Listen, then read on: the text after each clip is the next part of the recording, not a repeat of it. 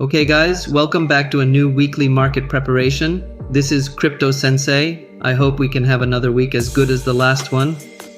Let's start here by looking at the week's events. On Monday, we start London with positive expectations for the PPI, followed by the high-impact speech given by the Governor of the Bank of England. Ending the day, we will see important news for NZD and AUD. On Tuesday 21, we start with the CPI of Canada, and also, very important for the course of the week, the FOMC minutes. Wednesday starts to get interesting the week before the highest volatility day of the week, Thursday. So again, volatility for the Australian currency early in the morning, and the monetary policy report for GBP. Lots of news here for the dollar, but fairly neutral with mixed results. Again, we end the day shaking AUD a little during the start of the Sydney session.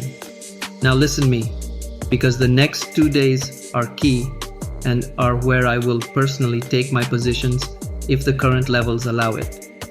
HCOB for the euro from multiple countries with highly positive expectations. Also the same for GBP, in addition to the meeting for European monetary policy. For Friday, interesting news again. Positive for the euro and at the same time, negative news of high impact for the dollar. With this, we conclude the section of important events and news of the week. Now, let's go to the charts.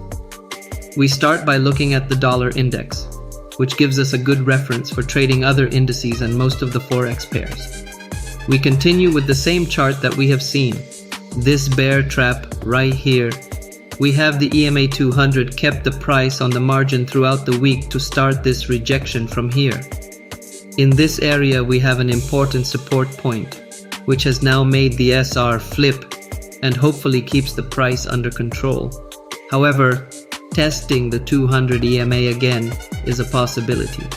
So our invalidations would be above these two levels. Now, let's look at gold. Since it once again has an interesting setup, we are currently moving in a bullish channel on the hourly chart, with liquidity zones in both directions, and what made me take this setup into consideration, this bearish divergence that has been drawing.